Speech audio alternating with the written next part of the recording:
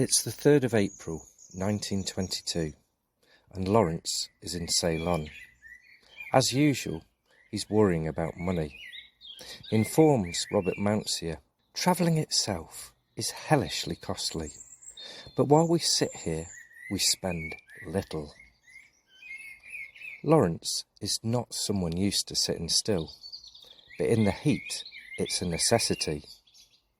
Here, it is monstrous hot, like being in a hot bell glass. I don't like it a bit.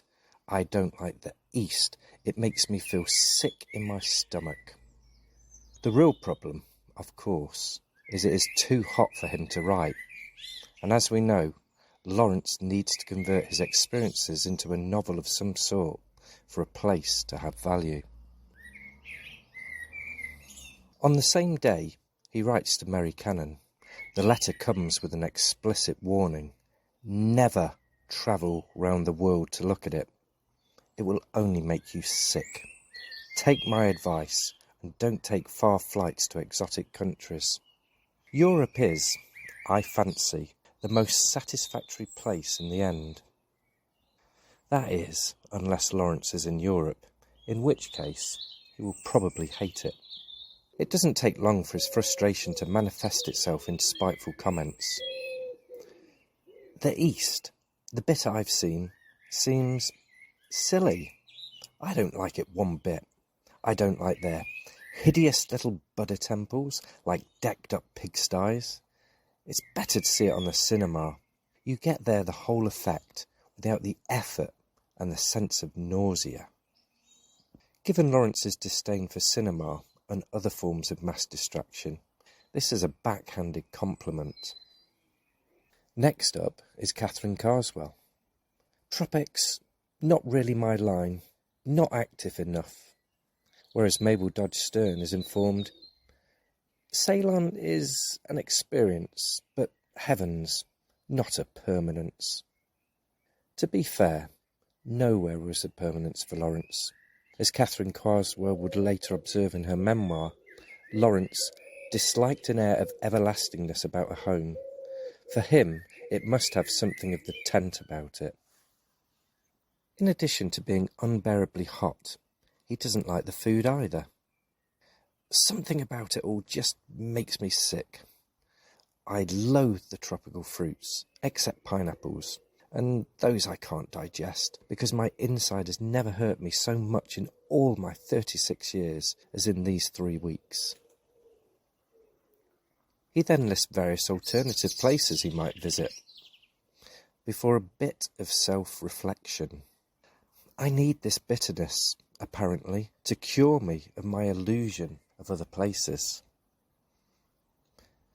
Given Lawrence's love of the natural environment, surely the vibrancy of the jungle would provide solace.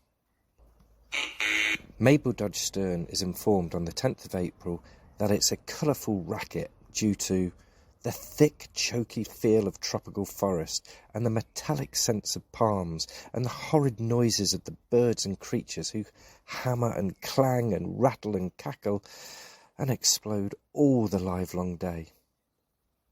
As for the fruits, the scents make him feel sick and have an undertaste of blood and sweat.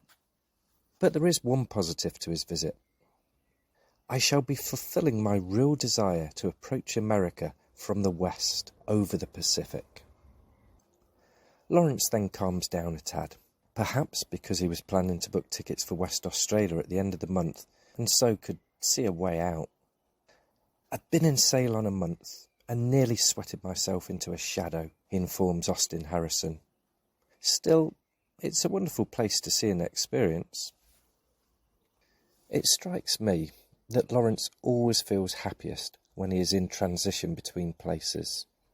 It's the journey rather than the destination that matters. One may as well move on once one has started, he informs S.S. Kotylyansky. But as the next destination draws closer, he becomes anxious and fearful once more, perhaps because it signifies no longer being in limbo. Lawrence found the East draining. He wasn't wired to sit still and contemplate. He was programmed to move, and what's more, with haste.